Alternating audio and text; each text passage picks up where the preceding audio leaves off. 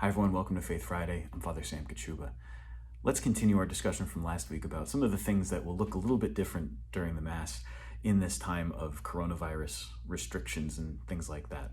So starting from the very, very beginning, we look at the procession, the entrance into the church. Now normally, under any ordinary circumstance, we would see the priest, the altar servers, the other ministers who might be participating in the Mass processing up the center aisle. And they process up the center aisle with a hymn being sung or with an antiphon being sung.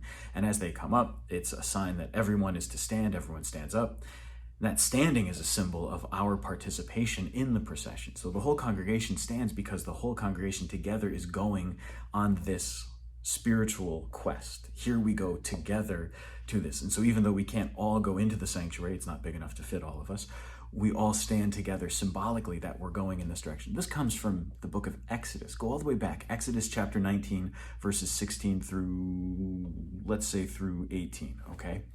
Moses takes the people of Israel. He takes all of them and he brings them up to Mount Sinai. And there the people wait at the base of Mount Sinai. Even though they're afraid and everything else, they're trembling because God has come down upon Mount Sinai. The people wait there. And Moses goes up the mountain, and he goes up the mountain to pray on behalf of the people. He goes there to intercede with them, intercede for them.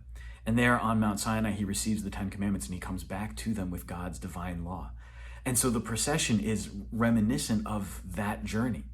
It's reminiscent of that time when the whole people gathered together, worship at the foot of Mount Sinai, while Moses prays on their behalf. And just so in every church, when you see the procession come in, the priest ascends the altar steps. He goes up because in the sanctuary there's a step up. It's a symbol of going up that mountain, going up to that place where he will intercede on behalf of the people. You know, when I do baptisms, a lot of times the grandfathers will come up to me and tell me, you know, Father, I used to be an altar boy and I can still remember all the Latin prayers. Intruibat altare Dei, Deum qui laetificat juventutem meam. And they're really excited that they still remember this. I'm impressed because I still haven't learned the prayers at the foot of the altar from the traditional Latin Mass. But anyway, I will go up to the altar of God, the God who gives joy to my youth. That's from Psalm 43. And that's prayed at the foot of the altar. That sign of we're going up to the altar. So the procession always symbolizes that going up. Now, what happens now because of the coronavirus restrictions? Well, the procession is sorely abbreviated. It's just the priest, usually just leaving the sacristy and going straight to the altar. But it's important to remember that the procession does not lose its symbolism just because the way that it's executed looks different. At the same time, in spite of all of these restrictions, when we stand and the priest enters the sanctuary, it's exactly the same symbolism.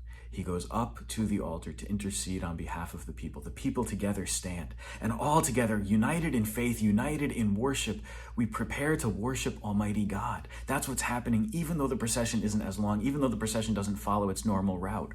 We are still together, standing at the foot of that mountain, that holy mountain where God comes to speak to his people, where God desires to give us a new covenant, where God desires to draw us into a deeper and more perfect union with himself.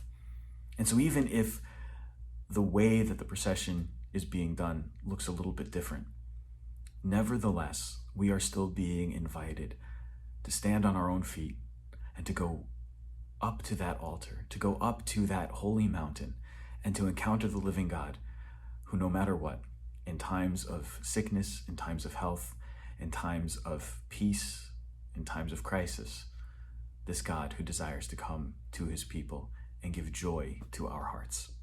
God bless you.